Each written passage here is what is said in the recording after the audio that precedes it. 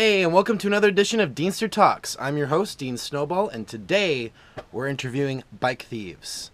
They're a band from Mississauga, Ontario, Canada, Earth. And guess what? They're loud, they're chaotic, and they're amazing. They're great guys. I visited them at their basement studio, so check it out. Thank you, Dean. Right now I have here Bike Thieves. How's it going, guys? Good. Can you introduce yourselves? Hi, I'm Chris. I'm Andrew. I'm Marco. Okay. So why the name Bike Thieves? Our friend Kyle, who used to be in the band, came up with it. I think it was like an homage to the Maple Leafs, and it stuck. I don't know. We didn't really like the name, but we never hated it, and it seems really kind of pedestrian, and I like that about it. So that's why it's stuck, and it's grammatically incorrect. I like that it's pedestrian. I think that's part of why we stuck with it. We could have let go of it, like when we recorded our second to last EP. It was pretty much a new lineup. I guess we had our chance, and now we're in too deep. Was that, I guess, like an homage to the 1930s and 40s movie? Was it the Bicycle Thief? No. Actually, when we played in Halifax, there's a restaurant there called the Bicycle Thief, and we ate there, and it was actually a really good restaurant. It was really nice. Did you get like a discount just because of your band name? We tried. It didn't work. Didn't work? No. Oh, man. Scathing Yelp review, everyone. Yeah. Just for reference, that's them right there. They took a picture. They look lovely. If you could see there. They look beautiful. A really long selfie stick. For anyone that hasn't listened to your music, how would you describe it? Like sloppy, noisy, jangly, yeah. Some of it's talky, some of it is singy. One time we were interviewed for CTV, and I was doing all the talking, and I was like, yeah, I grew up on, this band. Andy likes some Blood Brothers and some hardcore, and Chris likes 90s R&B. Which I meant more like Chris likes, I didn't say 90s, I just said R&B, but Chris more likes soul, like James Brown. But after the interview and after the guy left, Chris was like, what do you think, I sit around fucking jamming out to Mariah all day? In retrospect, I think I like 90s R&B, if not as much, maybe more, like top 40. I don't know if maybe it's nostalgia. So you guys did a tour somewhat recently. Do you have any stories you'd like to tell us about that experience? We went and stayed when we went out to the West Coast to the British Columbia, we stayed in Kelowna with a couple of our friends for a few days. They live a very healthy, active lifestyle. They took us to this cliff. So first we went on a couple of like hikes with their dogs, and we were like, okay, this is fun. Like, this is really pretty. Chill. Yeah. And we saw some waterfalls, and we got to this big waterfall, and we're like, all right, well, this is like the end. That was really nice, and this is us sitting on a log, and it's beautiful. It's the first act of Stand By Me. I turned to my friend Russ, and I was like, all right, so he's like, I was like, where are we going now? And he's like, that way. And he points at basically a wall, and there was like this 85-degree incline that we climbed up, and I was like, I don't like this. I stopped during that climb. I stopped twice and just said, I can't. So we went up and we're climbing, and then it just got worse.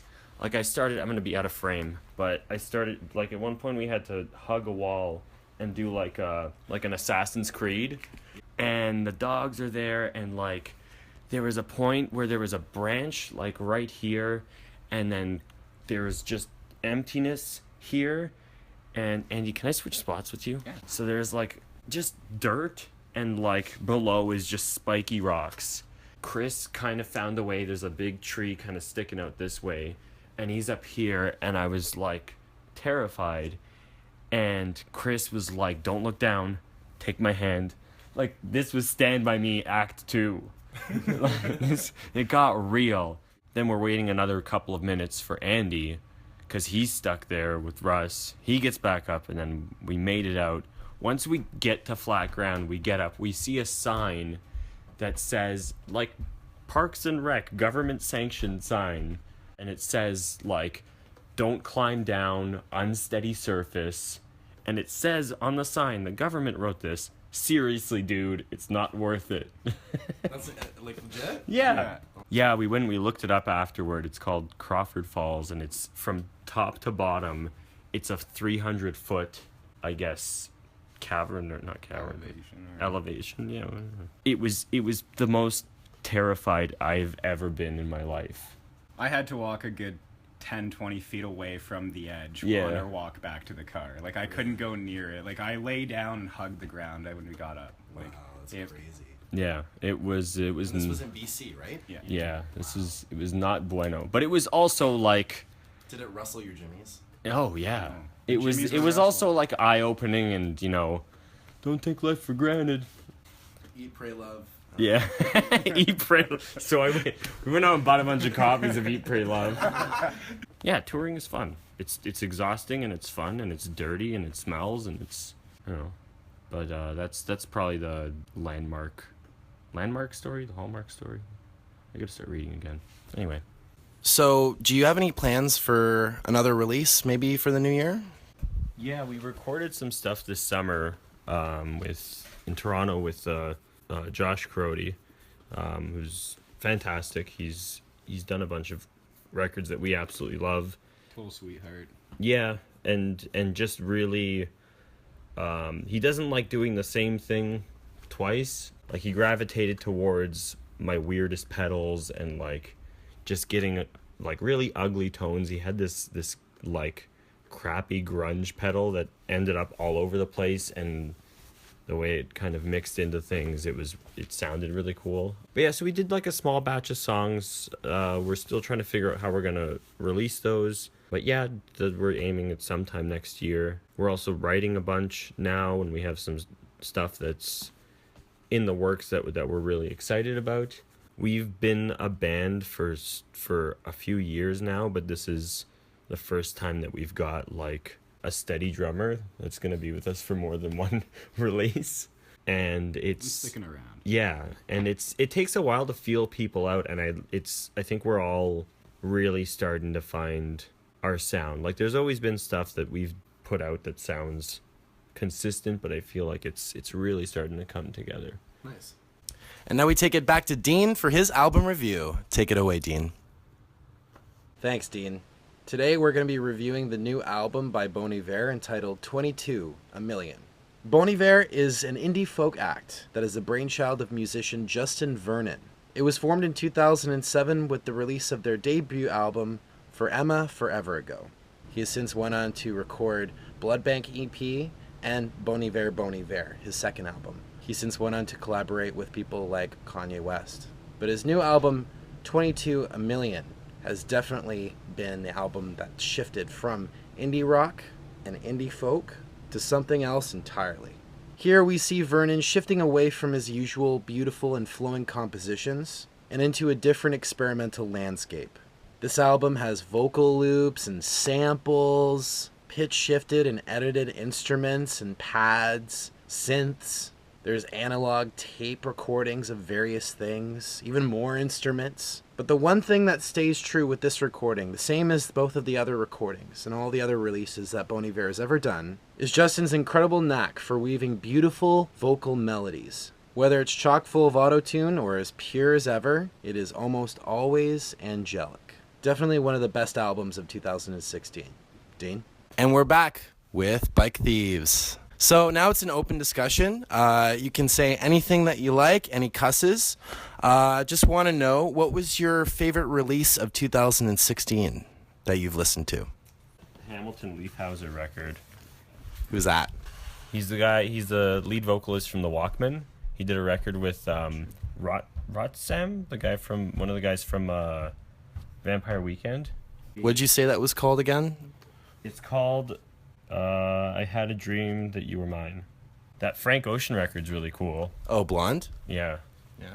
I didn't listen to the one that's like 20 minutes, but I did listen to Blunt.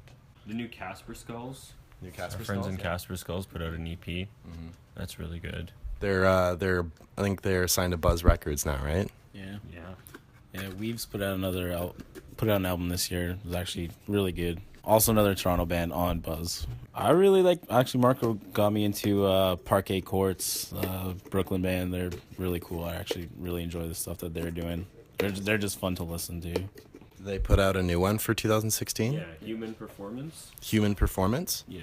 Nice. Less punky, but it's still like they're really good with that kind of talky kind of style of post-punk vocals. Right now, I've been really listening to The Bible #2 by AJJ. It's just a really fun, kind of goofy, poppy, a little punky album. Andrew Jackson Jihad. Yeah, but he shortened it to just the initials now. Oh. There's a lot of like really cool like lo-fi and just fuzzed out acoustic guitar on it, and he's a good vocalist. I like his lyrics. They're pretty light, but still they cover some good topic. Jeff Rosenstock, his new album Worry, it's really the same kind of thing, like goofy kind of poppy, not pop punk, but poppy punk. Those two right now, they're what I'm listening to. Oh, Andy showed me, I've only just started listening to it, Culture Abuse? Yeah, Peach. Yeah, Peach. That's kind of cool. I've only just started because I'm like one of those jerks that checks out all the year-end lists, and I'm like, yes, I'm up to date with everything. I'm in touch. 1, what is your ideal go-to kind of date that you would like to go on? And 2, what is the best date that you've ever been on, and what did you do? The one where they show up and the one where she showed up. Long walks on the beach. Okay, we're done. I like to go to sporting events and get drunk and yell at the teams. Or anything musical. Going and sharing an experience with like a crowd full of other like-minded people at a musical event that you both enjoy. Having that memory. Have you ever thought that, like, because I've been on first dates where I've been to concerts, you know, it's just like, oh, I'm going to go see so-and-so. Oh, I like so-and-so too. Let's meet up. And you can't talk to each other. Yeah. Yeah. Maybe that's why I've only been on first dates. Andy's in a very successful long-term I've relationship. been in a relationship for 7 years now, so Jeez. it's I've got to be careful about my answers. I want to say like an actual answer. It's not loud, quiet, reasonably priced bar, so it doesn't shine too much of a light on my frugality. Yeah, reasonable volume of ABBA.